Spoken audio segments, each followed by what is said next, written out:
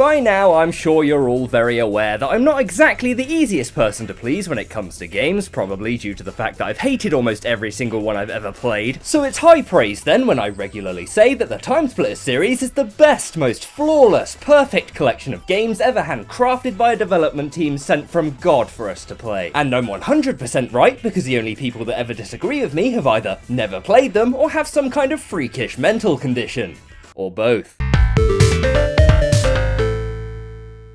But in all fairness to these people, they have no reason to care, since the games are like 11 years old now and dead. The final nail in their coffin being the Easter egg in Homefront the Revolution, wherein Crytek confirmed that they don't give a shit enough about Timesplitters to legally stop another developer from straight up putting it in another game. Therefore, dooming us all to wander the internet, never fucking shutting up about it and constantly whining to each other about how unfair the helicopter was on hard mode, but we still played it 80 times. Which is why I initially wanted to make this video, to bring with it some hard-hitting truth bombs that none of you want to hear but need to.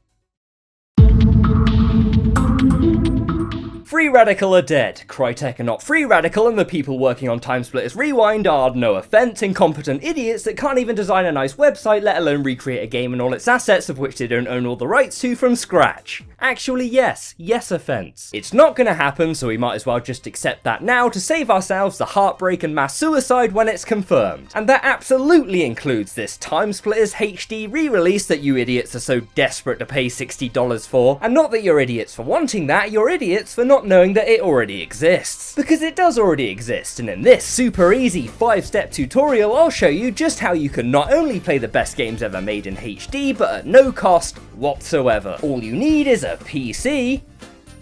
Just a PC. And if you don't have a PC, it's fucking 2016, what are you doing? The first thing you'll need to do is head on over to dolphin-emu.org/download to get yourself a hot, fresh new copy of Dolphin 5.0. Then go over to emuparadise.me for your Timesplitters game of choice. And finally, all that's left is to crank that internal resolution up to some hot, spicy level like 1080p or 5K. Then enjoy, because you now have yourself your very own Timesplitters HD collection for free.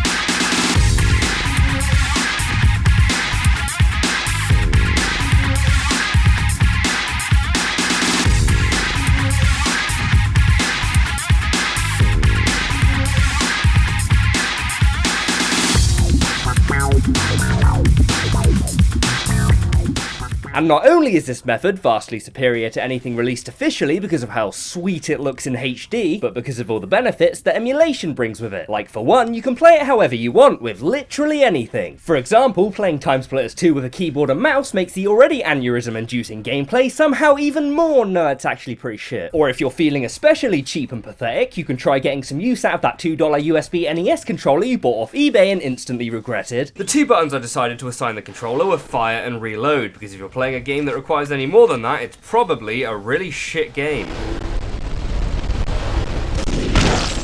So to conclude then, there are probably better ways of playing the game, like with the huge database of built-in action replay codes that you can activate with one click. So you too can now hack the game and make a 25 episode long Let's Play series just like everyone's favourite content creator. No, not me. Which also means that unless you for some reason want to play the games in worse quality across multiple discs, then you'll never need to play Timesplitters on anything else ever again, unless you want to play Timesplitters 1. But who's ever said that before in their life, ever? And on that note, why did I make this video? Because 2017 is the year I introduced my new show where I respond to 12-year-olds' arguments on the internet like my hero, the Amazing Atheist. Next episode, I play Five Nights at Freddy's for the story.